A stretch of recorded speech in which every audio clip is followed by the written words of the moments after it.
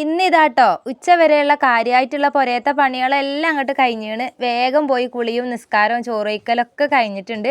എന്നിട്ടിപ്പോൾ അതാ കാര്യപ്പെട്ട ഒരു പണിയിലാണ് കേട്ടോ. പണി കാര്യമാണെങ്കിൽ എനിക്ക് ഭയങ്കര മടിയാണ് കേട്ടോ. ഈ ഒരു പണി നോമ്പിനേക്ക് മുളകൊക്കെ വാങ്ങിയിട്ട് അതൊക്കെ ഒന്ന് കഴുകി നന്നാക്കി അതെല്ലാം ഉണക്കൊക്കെ ചെയ്തിട്ടുണ്ട്. ഇനിയിപ്പോൾ പണി എന്ന് പറയുന്നത് ഇതിൻ്റെ ഞെട്ടി കളയലാണ് കേട്ടോ. ഞെട്ടി എന്ന് പറയാൻ ആ മൊത്തത്തിൽ കളയില്ല, അതിൻ്റെ ആ ഒരു വടി ഉണ്ടല്ലോ, ആ ഒരു വടി മാത്രം ഒന്ന് കളഞ്ഞെടുക്കാനുണ്ടായിരുന്നു കേട്ടോ. എനിക്ക് അത് ഇങ്ങനെ ഇട്ടിട്ട് പൊടിപ്പിക്കണ എന്തോ ഒരു ഇഷ്ടമല്ല.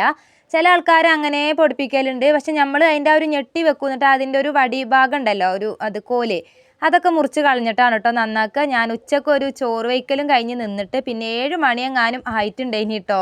അതൊക്കെ ഒരു നന്നാക്കി കഴിയുമ്പം കുറേ നന്നാക്കി കഴിഞ്ഞപ്പോൾ വിചാരിച്ചു ഇനിയിപ്പോൾ ബാക്കി നാളെ നന്നാക്കാന്ന്. പിന്നെ എനിക്ക് തോന്നി ഇപ്പോൾ നാളത്തേക്ക് നിന്നാൽ പിന്നെ ഇതുപോലെ പെരങ്ങി അതിനെ മെനക്കെട്ട് അങ്ങനെ നിൽക്കണ്ടേ, അപ്പോൾ പിന്നെ അതങ്ങോട്ട് തീർക്കാമെന്ന് വിചാരിച്ചു കേട്ടോ.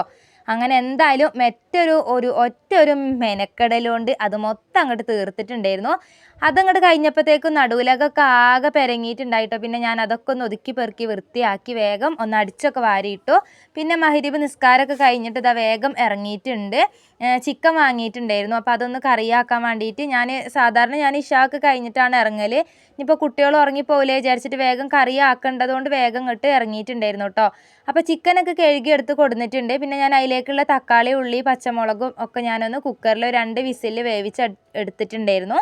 പിന്നെ അതാ വെളിച്ചെണ്ണ ഒഴിച്ചു, ഇഞ്ചി വെളുത്തുള്ളി ചതച്ചത് ഇട്ടിട്ടുണ്ട്, പിന്നെ കറിവേപ്പില ചേർത്തു. പിന്നെ അതിലേക്ക് വേണ്ട പൊടികൾ മുളകും പൊടി, മഞ്ഞൾപ്പൊടി, മല്ലിപ്പൊടി, ചിക്കൻ മസാല, ആവശ്യത്തിനുള്ള ഉപ്പ് എല്ലാം പാടെ ഇട്ടിട്ട് അതൊക്കെ ഒന്ന് ഇട്ട് കൊടുത്തിട്ടുണ്ട്.